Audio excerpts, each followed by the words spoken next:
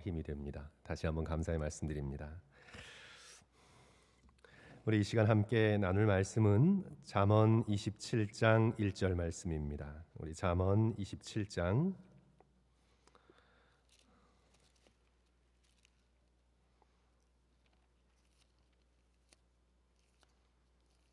1절 말씀입니다. 잠언 27장 구약 성경 941쪽에 있습니다.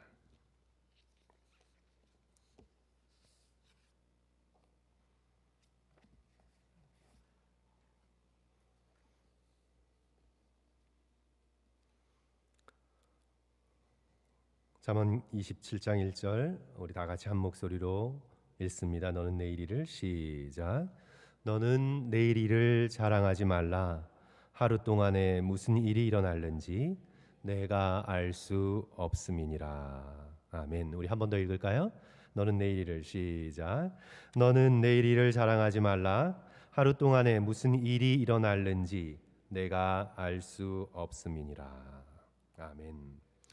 오늘 잠언의 본문 말씀은 내일 일을 자랑하는 한 사람을 전제로 그렇게 기록된 말씀입니다. 내일이 자신만만한 사람입니다. 내일 괜찮습니다. 거뜬히 내 힘으로 지금 내게 있는 능력으로 헤쳐나갈 수 있다고 믿는 사람입니다. 말씀이 기록된 당시의 고대 시대에는 이런 사람은 신분이 높은 사람이어야 했습니다. 그리고 학식이 많은 지혜로운 사람이어야 했습니다. 아니면 이 육체적인 힘이 세서 두세 명의 사람쯤은 거뜬히 물리칠 수 있는 그런 용맹한 군사여야 했습니다. 아니면 재물이 많아서 먹고 살 걱정이 없는 부요한 사람이어야 했습니다. 이런 사람들은 내일을 자랑합니다. 내일 헤쳐나갈 능력이 있다고, 앞으로의 길 염려하지 않고 내 힘으로 얼마든지 해나갈 수 있다는 자신감이 이들의 마음 가운데 있습니다. 그리하여 선지자 예레미야는 예레미야 9장 23절에서 이렇게 경고하고 있는 거죠. 여호와께서 이같이 말씀하시되 지혜로운 자는 그의 지혜를 자랑하지 말라. 용맹한 자는 그의 용맹을 자랑하지 말라. 부자는 그의 부함을 자랑하지 말라. 고대 사람들은 더 드러내게 자랑을 했습니다. 그것은 신분사회였기 때문에 그렇습니다.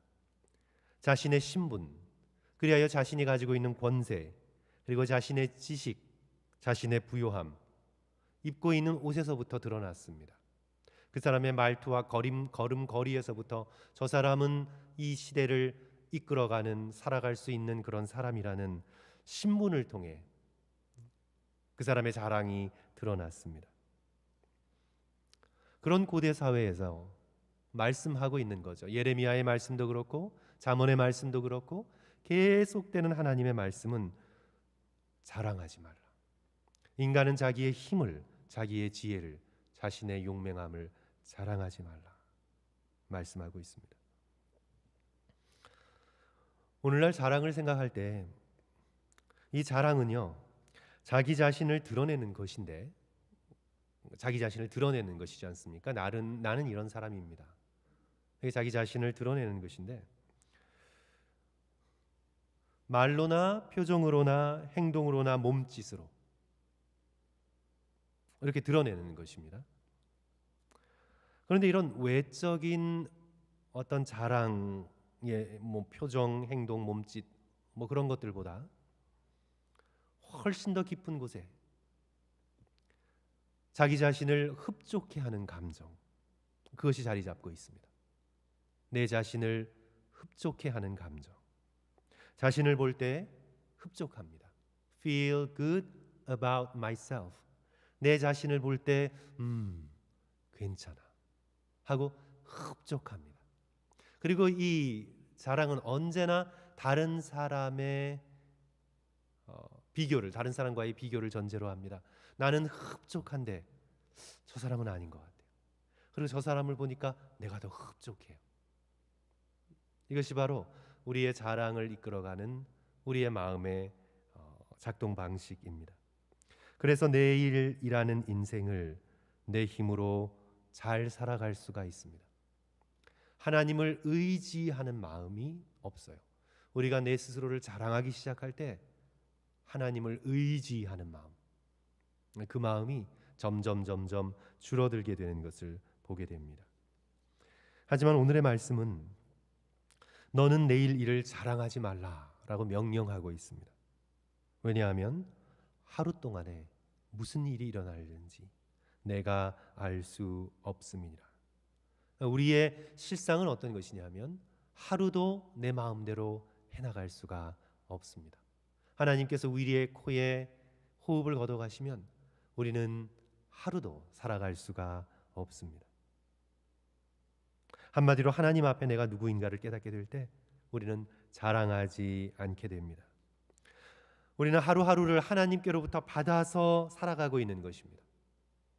나의 능력으로 살아가고 있는 것이 아니라 나의 삶 자체가, 나의 한 호흡 한 호흡, 나의 심장 뛰는 것 한 박동 한 박동 자체가 하나님을 의지해서 살아가고 있는 것입니다. 마치 인공호흡기에 의지해서 살아가는 사람이 자기가 얼마나 숨을 잘 쉬는지 자랑하는 꼴입니다. 전혀 맞지 않습니다. 우리는 하나님 앞에 서게 될 때, 하나님의 손길을 바라보게 될 때 내 자신이 누군지 우리는 자랑하지 않게 됩니다. 야고보서 4장 13절 14절 말씀합니다. 들으라, 너희 중에 말하기를 오늘이나 내일이나 우리가 어떤 도시에서 가서 거기서 1년을 머물며 장사하여 이익을 보리라 하는 자들아. 오늘 말씀과 똑같죠. 내일 일을 너희가 알지 못하는도다. 너희 생명이 무엇이냐? 너희는 잠깐 보이다가 없어지는 안개니라. 우리의 실상은 우리는 안개다. 잠깐 보이다가 사라지는 안개라고 말씀합니다. 그러므로 자랑하지 말라. 그리고 16절, 이제도 너희가 허탄한 자랑을 하니 그러한 자랑은 다 악한 것이니라. 그러니까 야고보는 허탄한 자랑은 악한 것이라고 말합니다. 오늘날은 그렇지 않죠. 오늘날의 시대는요, 자기 자신을 PR해야 되고 과장해야 되고 심지어는 사람들을 속이면서까지 make it until fake it. 거꾸로죠. fake it until make it. 할 수 있는 한 끝까지 자기 자신을 포장하고 자기 자신을 사람들에게 속이며 드러내면서 끝까지 통하는 한 속이고 자기를 포장하는 이 세계, 이 사회 가운데서 오늘 본문은 이렇게 말씀하고 있습니다. 이제도 너희가 허탄한 자랑을 하니 그러나 자랑은 다 악한 것이라. 우리가 누구인지를 정확하게 알 때 자신을 자랑하기가 어렵습니다. 우리 청교도 리차드 메이어는 자신을 흡족하게 생각하여 교만한 마음이 우리 가운데 들어오게 될 때 스스로를 향해 이렇게 꾸짖어야 한다고 가르칩니다. 성도 여러분, 잘 들어보십시오. 스스로를 향해, 다른 사람이 아니라 자기 자신을 향해 이렇게 꾸짖어야 한다고 말씀하고 있습니다. 당신처럼 죄를 지으며 살고, 당신처럼 그렇게 많은 시간을 허비하고, 당신에게 베푸신 풍성한 긍휼과 자비하심을 그렇게 심하게 무시하고 멸시하며 모욕하는 일을 하며 마땅히 해야 할 의무에 태만하고, 또 그 많은 재물을 낭비하여 성령님을 근심하게 하고 하나님의 율법을 많이 범했으며 하나님의 이름에 그렇게나 심하게 먹칠한 사람이 어떻게 교만할 수 있는가? 당신과 같은 사람이 어떻게 자랑할 수 있는가? 오늘 현대의 눈으로 보면 심한 꾸짖음입니다. 현대 심리학은 자존감을 그렇게 짓밟는 것은 정신건강에 좋지 않다고 당장 반기를 들 것입니다. 그러나 교만은 우리의 마음에서부터 뿌리 뽑혀져야 합니다. 교만은 사탄의 씨앗이기에 자신에 대해 드러내고 자랑하려는 마음이 내 마음속에 슬금슬금 올라올 때에, 사람들과 자꾸 비교하여 자신을 드러내려는 마음이 내 속에 자리 잡을 때 우리는 무엇보다 그것을 뽑아버려야 합니다. 거룩하신 하나님 앞에 내 자신이 누구인가를 깨닫고 스스로를 드러내려는 나 자신을 향해 꾸짖어야 합니다. 너는 도무지 교만할 자격이 없다.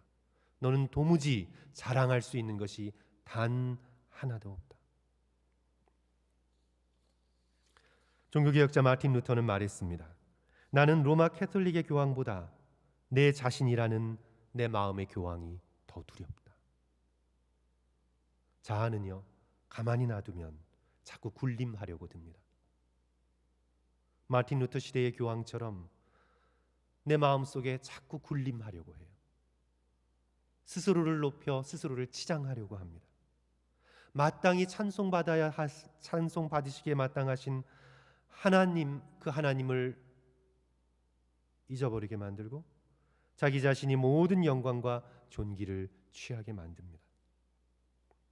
그러므로 우리는 자꾸만 높아지려는 자아를 그대로 내버려 두지 말고 자랑하고 과시하려는 마음이 들 때 하나님 앞에 내가 얼마나 극악무도한 죄인인지 우리가 깨닫고 겸손히 하나님의 은혜만을 구하시는 그런 저와 여러분 되시기를 주님의 이름으로 간절히 축원합니다.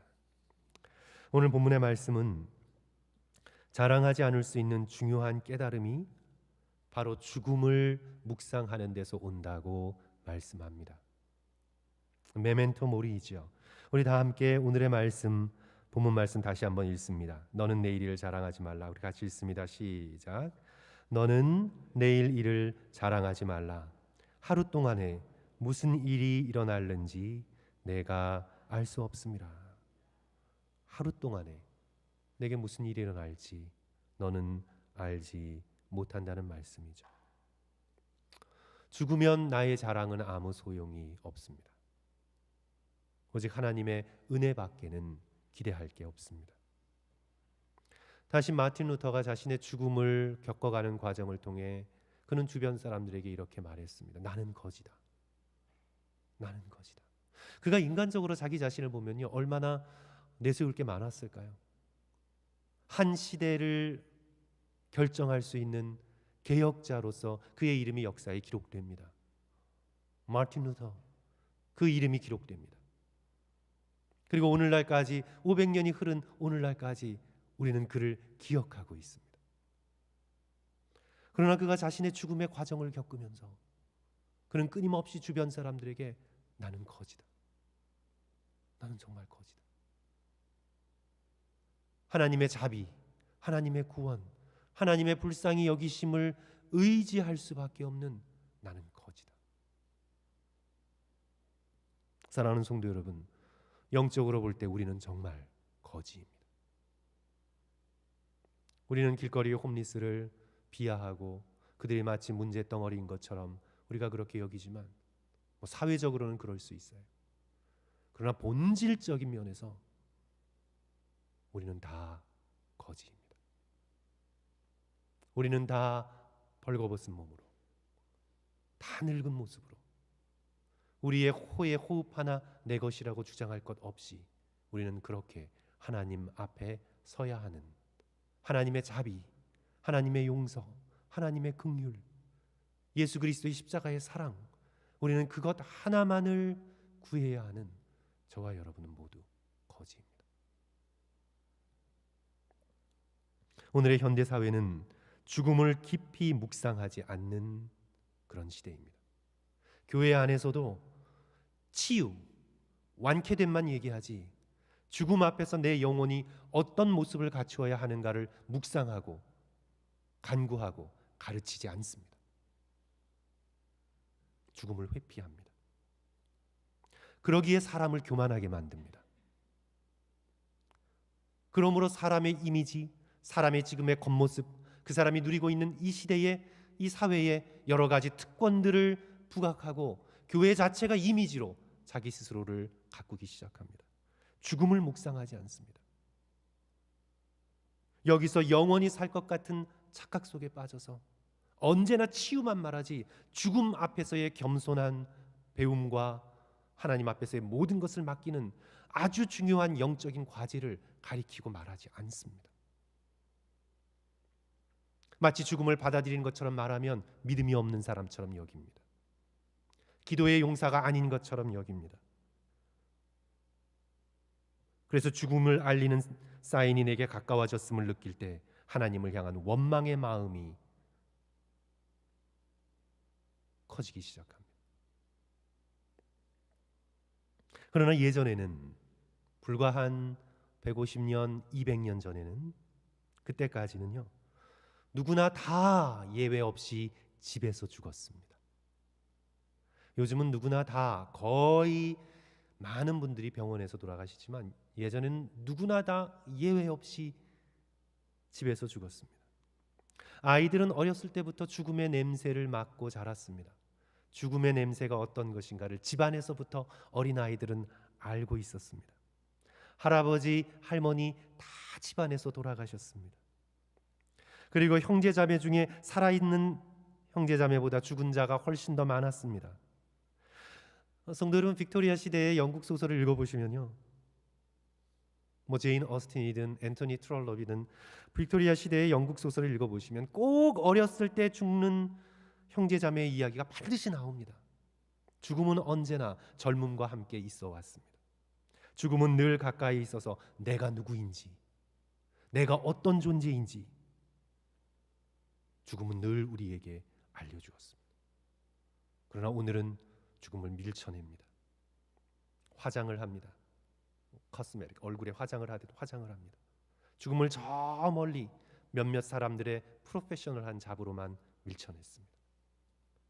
그리하여 우리는 하나님 앞에 온전히 서야 하는 그런 거지라는 사실을 깨닫지 못합니다. 우리가 꼭 150년 전, 200년 전으로 돌아가야 하는 건 아니지만 우리는 더 겸손해지기 위하여 나 자신의 죽음을 자주 묵상해야 합니다. 모세가 시편 90편 12절에서 하나님 앞에 이렇게 간구했습니다. 우리에게 우리의 날 계수함을 가르치사, 넘버링, 우리의 날 계수함을 가르치사 주여 지혜로운 마음을 얻게 하소서. 죽음의 때를 생각해보고 모세는 우리가 인생은 70이여 강건해야 80이라고 생각했는데, 그리고는 거꾸로 역산하여서 당신의 남은 날을 계산하여 보라. 설령 20년 30년이 남았다 할지라도 20년 30년은 얼마나 속히 흐릅니까? 성도 여러분, 이 자리에 앉아 계시는 성도 여러분, 20년 전을 생각해 보십시오. 엊그제 같지 않습니까? 20년이라는 시간이 얼마나 빨리 흐릅니까? 그렇다면 앞으로 남은 시간은 얼마나 더 빨리 가겠습니까? 시편 90편 4절과 5절 말씀, 주의 목전에는 천년이 지나간 어제 같으며 밤의 한순간 같을 뿐임이니이다. 주께서 그들을 홍수처럼 쓸어가시니이다. 그들은 잠깐 자는 것 같으며 아침에 돋는 풀 같으니이다. 장례식 때만 묵상할 말씀이 아니라 우리가 날마다 인생을 내 힘대로, 내 능력대로 살아갈 수 있겠다라는 스스로를 향한 자신감이 솟아오를 때마다 우리는 다시 내 자신의 죽음을 묵상하면서 하나님의 은혜를 바라시는 저와 여러분 되시기를 주님의 이름으로 간절히 축원합니다. 마지막으로 우리는 하나님을 진심으로 찬양할 때, 그때 우리는 자랑하지 않게 됩니다. 이 하나님을 향한 찬양은요, 하나님을 크게 만들고 내 자신을 잊어버리게 만듭니다. 찬양은 찬양하는 대상을 높이게 되어 있어서 자신을 잊게 만듭니다. 그래서 우리는 하나님을 진심으로 찬양할 때, 그냥 멜로디만 흥얼거리는 것이 아니라 진심으로 하나님을 찬양하는 법을 우리의 마음의 습관이 배워나갈 때 우리는 자신을 잊고 자랑하지 않게 됩니다. 다른 사람들은 박수를 보낼 수 있지만 나 자신은 그걸 의식하지를 못해요. 하나님을 찬양하기 때문에, 주님을 높이기 때문에. 성도 여러분, 찬양의 본질은 말씀드린 것처럼 자신을 잊게 만듭니다. 그렇죠? 이것은 어불성설이에요. 찬양하는 내가 얼마나 찬양을 잘하는가, 찬양하는 내가 얼마나 아름다운가, 찬양하면서 자기를 의식하고 있으면 이거는 맞지 않는 거예요. 찬양은 찬양하면서 자신을 잊어버리게 돼 있습니다. 왜냐하면 찬양하는 대상을 높이기 때문이죠. 저는 제가 가본 곳 중에서 캘리포니아에서 정말 캘리포니아의 자연이, 성도 여러분, 너무 놀랍습니다. 저보다 이 캘리포니아에 오래 사신 분들께서는 당연히 깨달으시죠. 제가 가본 곳 중에서 이 캘리포니아에서 제가 지금 꼽으라고 하면 꼽는 가장 놀라운 풍경 두 개를 꼽는다면, 먼저 저는 나무가 그렇게 크리라고 생각하지 못했어요. 세코이아 나무. 성도 여러분, 한번 그 앞에 서 보셨나요? 지금 산불로 인해서 세계에서 가장 크고 오래된, 우리 한국일보, 중앙일보에 났죠. 그 제너럴 셔먼이라고 하는 가장 큰 세코이아 나무가 지금 불에 탈 위협에 처해 있다는 소식을 듣고 정말 마음이 좀 아팠습니다. 제가 이 캘리포니아에 온 지 한 2년째 됐을 때 우리 부목사님의 추천을 받고 세코이아 내셔널 파크에 갔었는데, 그 나무 앞에 섰을 때 정말 나무가 이렇게, 이런 표현을 써도 어쩔지 모르겠어요. 나무가 이렇게 영광스러울 수 있는지 너무나 감탄이 됐습니다. 이렇게 크고 장엄할 수가 있는 건지, 높이가 80m가 넘고 둘레가 30m가 넘고 수십 층 건물과 맞먹는 그 나무가 앞에 서 있는 것을 볼 때 인간이 어찌 작은지, 나를 잊고 그 나무를 경탄의 대상으로 바라볼 수밖에 없었습니다. 그 나무 앞에 섰는데 내가 무슨 옷을 입었는지, 내 얼굴은 어떤지 그런 생각하지 않게 되죠. 또 하나는 제가 바위를 좀 좋아하는데, 그 요세미리 공원에서 그 엘 캐피탄이라는 그 큰 절벽, 그 바위 앞에 섰을 때, 그 거대한 바위, 그 밑에서 넋을 놓고 그 바위를 올려다봤습니다. 특별히 해가 그 바위에 비칠 때 너무나 놀라웠습니다. 너무나 놀라워서 정말 기가 막히고 말이 막히고 자기 자신을 잊고 그 바위를 경탄의 대상으로 삼게 되는 거죠. 성도 여러분, 한번 생각해 보십시오.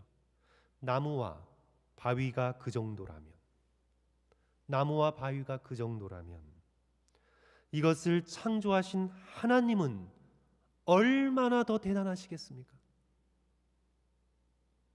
얼마나 더 장엄하시겠습니까? 얼마나 더 glorious, 얼마나 더 영광스러우시겠습니까?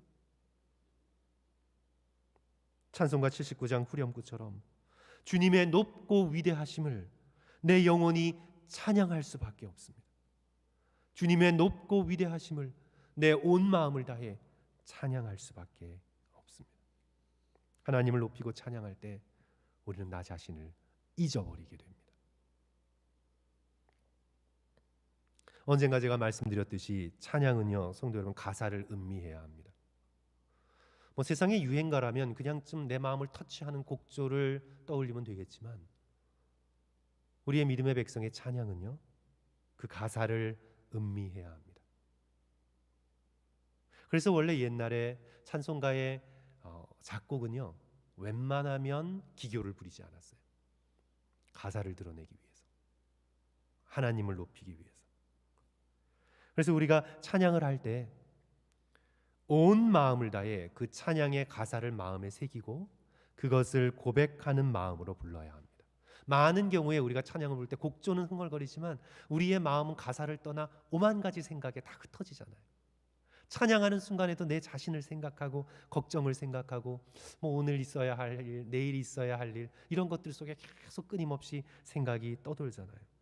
근데 우리는 찬양을 할 때 온 마음을 다해 주님을 사랑하는 마음을 품고 주님 앞에 고백하는 마음으로 찬양의 가사에 집중해야 합니다. 그냥 곡조만 흥얼거리면요, 내 감정이 중심이 됩니다. 근데 내 감정의 중심의 찬양은요, 찬양할수록 자기 연민에 빠져요. 자기만 남습니다. 하나님을 높이는 마음으로 하나님을 우러르는 찬송을 성도 여러분, 일상에서 최선을 다해 열심히 부르십시오. 특별히 찬송가의 가사들을 마음에 담으면서 찬양하시면서 일하시면서 하나님을 높이시고 내 자신을 잊어버리시는 그런 놀라운 경험을 계속해 나가시기를 부탁드리겠습니다. 말씀을 맺겠습니다. 성도 여러분, 늘 하나님을 의식하시고 스스로를 자랑하지 말고 온 마음을 다해 하나님을 찬양하며 내가 하나님 앞에 죽어야 할 존재라는 것을 깨닫고 겸손한 마음으로 예수 그리스도의 놀라우신 은혜와 사랑을 간구하시는 그런 저와 여러분 되시기를 주님의 이름으로 간절히 축원합니다. 기도하겠습니다.